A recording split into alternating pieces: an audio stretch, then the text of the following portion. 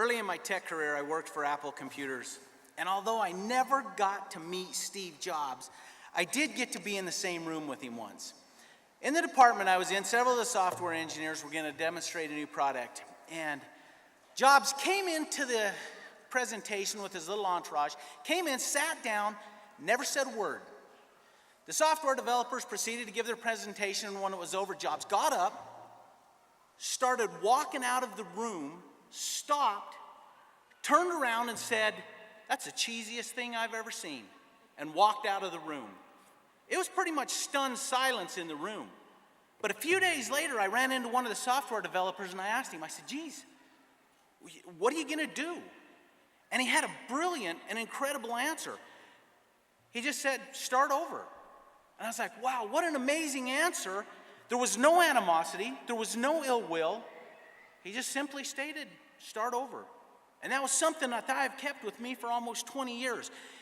I'm now the Chief Information Officer for an electrical cooperative, and I provide cybersecurity services for our portion of the U.S. electrical grid.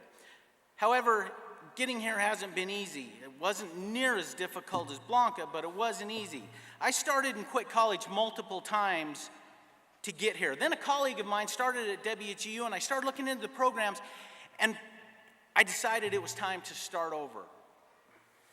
I can remember I was sitting in the San Diego airport when I got the text from TaskStream, and let's face it, at one point or another, we are all in an unhealthy online relationship with TaskStream.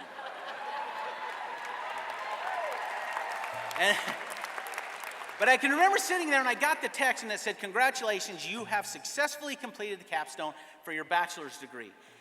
At that moment, there was something changed, something was different. There was this tremendous emotional and psychological lift that happened. And from there, I never even slowed down. I went straight on to get my master's degree, and here I am speaking to you. And as a matter of fact, I applied to speak at my bachelor's commencement in Salt Lake City, but I wasn't chosen.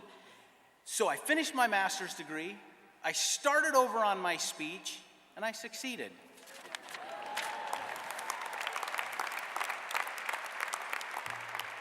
You know, as humans, we are designed to learn. We are built to learn, but we're going to fail. The difference is, successful people fail, get up, and start over.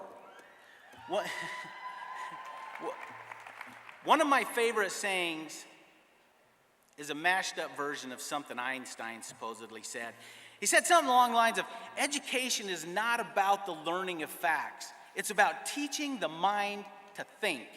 And also, the history or the author of this is dubious at best. It's extremely accurate. Learning to think is like any other skill: riding a mountain bike, doing yoga, using money. And I think I like that statement so well because it fit me. I needed to train my mind to think. I needed to evolve past biased thinking.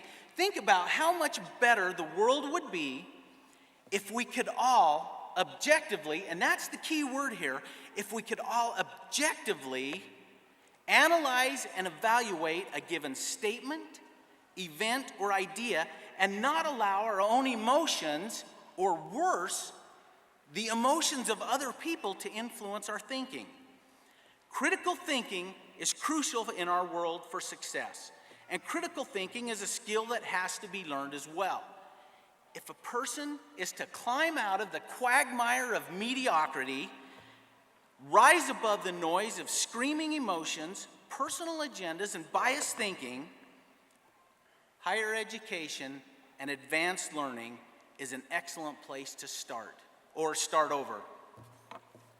Through our accomplishments we have made, we have begun our journey rising above the emotional masses of the discontent. Now let us move forward using common sense and critical thinking in an attempt to make life better based on fact, reasoning, and higher cognitive skills. Never be afraid to fail, and never be afraid to start over. Congratulations!